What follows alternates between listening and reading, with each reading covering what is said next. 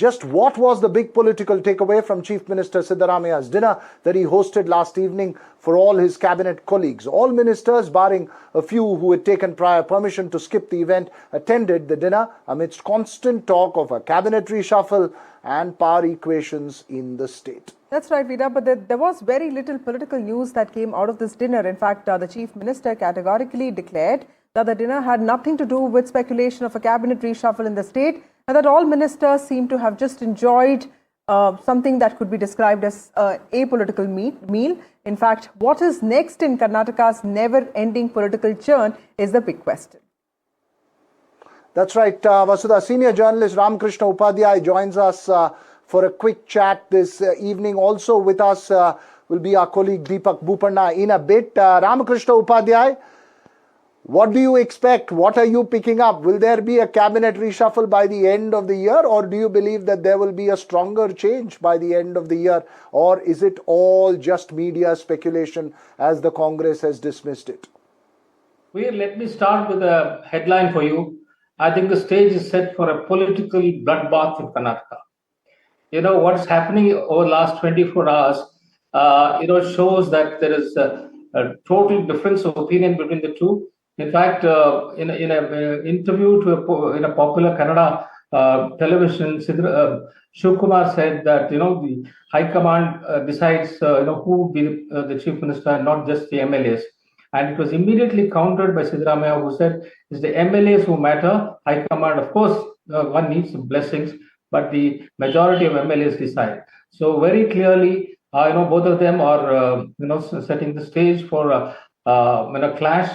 And I think mid-November deadline for a so-called, transfer of power coming up. I think they are positioning themselves to fight it out. And even yesterday's meeting that Siddaramaiah called, it seems like that he's trying to take his own loyalists into confidence, and in case he needs to ask them to step down to make space for people from Shivkumar's side, he wants them to cooperate with him.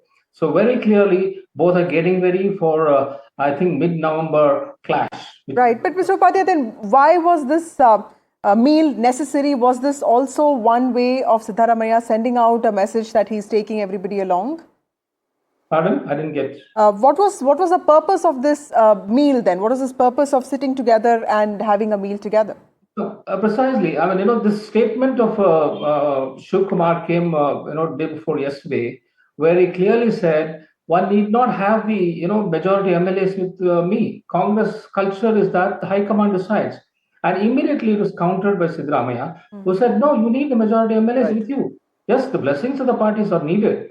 But I think, very clearly, Shivkumar wants the High Command to put him in his place because he knows that he doesn't have the number. And Siddaramaiah is saying, look, I have the numbers. As long as the numbers, I cannot be displaced.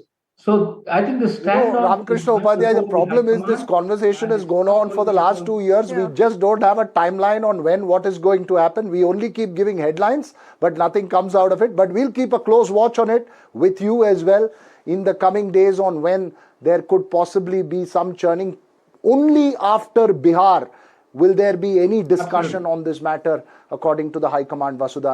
And he wouldn't be averse to go with BJP. Don't forget that Shivkumar is keeping all his options open. Well, Mr. Upadhyay and Veera, they say that it's in November that a lot of changes could take place, and November is when Bihar results would also be declared. So those timings are all synchronized there. Thank you so much, Mr. Upadhyay, for joining us.